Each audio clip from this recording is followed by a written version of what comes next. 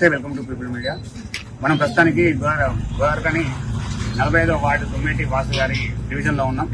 ఇక్కడ మాజీ కార్పొరేటర్ పెండ రాజేష్ గారి ఆధ్వర్యం మనకు మార్నింగ్ వాక్ లో ఇక్కడ చూస్తూ ఉన్నాం. ఇంటింటి గడప గడప తిరుగుతూ ఉంటే ప్రజలు ప్రమాదం పడుతూ మీరే మాకు కావాలి అనే విధంగా వాళ్ళు ఎక్కడ అడిగినా కూడా వాళ్ళు చెప్తా ఉన్నారు. సో ఒకసారి వారి మాటల్లో మనం అడిగి తెలుసుకుందాం. నమస్తే అండి. నమస్తే అండి సార్, ఇంతకుముందు మీరు ఉన్నప్పుడే మాకు అభివృద్ధి పనులు జరిగినాయి, మళ్ళీ మన బీఆర్ఎస్ పార్టీ వస్తేనే మాకు అవుతుంది అనే విధంగా ప్రజలు ప్రమాదం పడుతూ ఉన్నారు. దాన్ని మీరు ఏ విధంగా చెప్పగలుగుతారు? 45వ వార్డు గతంలో 37వ వార్డుగా ఉండే ఆ 37వ వార్డుకు నేను కార్పొరేటర్గా ప్రాతినిధ్యం వహించడం జరిగింది. ఈ ప్రాంతంలోనే పుట్టి ఇక్కడే పెరిగిన నాకు ఇక్కడ సంపూర్ణమైన అవగాహన ఈ ప్రజలతోటి జీవించడం కాబట్టి ఇక్కడ పరిస్థితులు అన్నీ మాకు తెలుసు. అదేవిధంగా ఇప్పుడు మా వారసుడిగా తమ్ముడు వాసుకు ఈ అవకాశం ఇవ్వడం జరిగింది.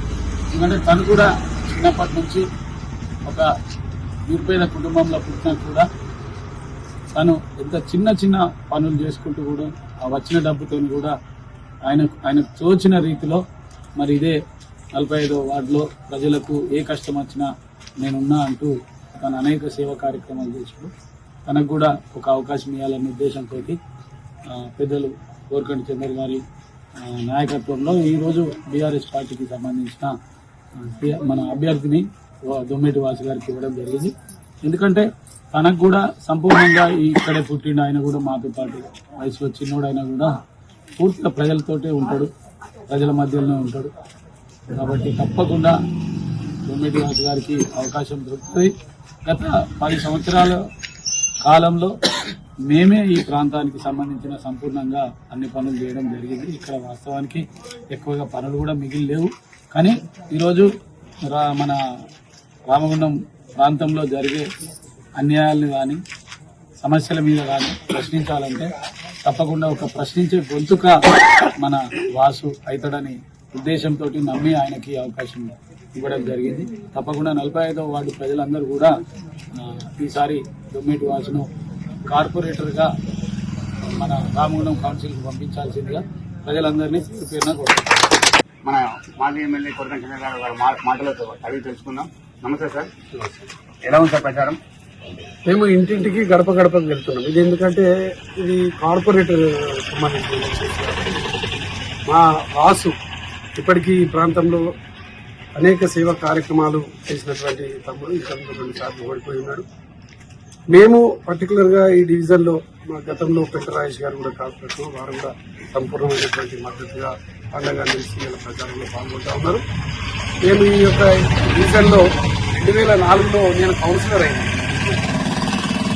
కౌన్సిలర్ అయినప్పటి నుండి ఇక్కడ ఎవరికి పెన్షన్ వచ్చినా, ఎవరికి రేషన్ కార్డు వచ్చినా, ఏ రోడ్డు పడ్డా ఏదైనా మా నాయకత్వంలోనే పనిచేసినాం, మేమే చేసినాం. నా తర్వాత మా సతీమణి విజయ్ గారు ఉండేది కార్పొరేటర్, తర్వాత మా పెంట రాజేష్ గారు ఉండేది. ఈ డివిజన్లో పేదలకు సహాయం అందినా, ఏ రకమైనటువంటి సహాయం అందినా అది పక్కా మా ద్వారానే అంది, బీఆర్ఎస్ పార్టీ ద్వారానే అందింది. కాబట్టి ఇక్కడ మేము ఇంటింటికి గడప గడపకు పోయినప్పుడు వాళ్ళే స్వచ్ఛందంగా చెప్తున్నారు, మీరే మాకు రేషన్ కార్డు ఇచ్చినారు, మీరే మాకు పెన్షన్ ఇచ్చినారు, మీరే ఈ గల్లీల రోడ్ వేసినారు, మీరే మాకు విజయమ్మ ఫౌండేషన్ తోని కుటుంబ మిషన్ ఇచ్చిన వాళ్ళు, ఇక్కడ ఏదైనా ఆపదైనా సంపదైనా మీ దగ్గరికే వస్తాం కదా, మీకు ఎలా బలం చేకూరాలంటే మేము తప్పకుండా కారు గుర్తు కోటేయాలి.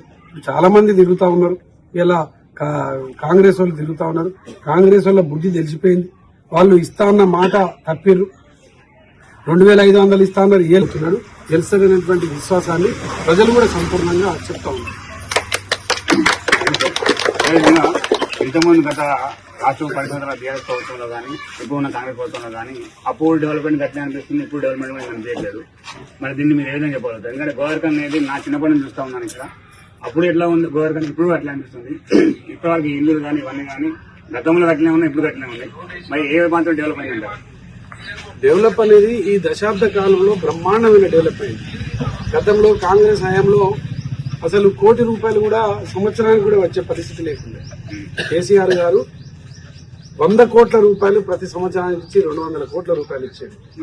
ప్రతి నెల 1 కోటి రూపాయలు పట్టణ ప్రగతి కింద కేటీఆర్ గారు ఇచ్చారు.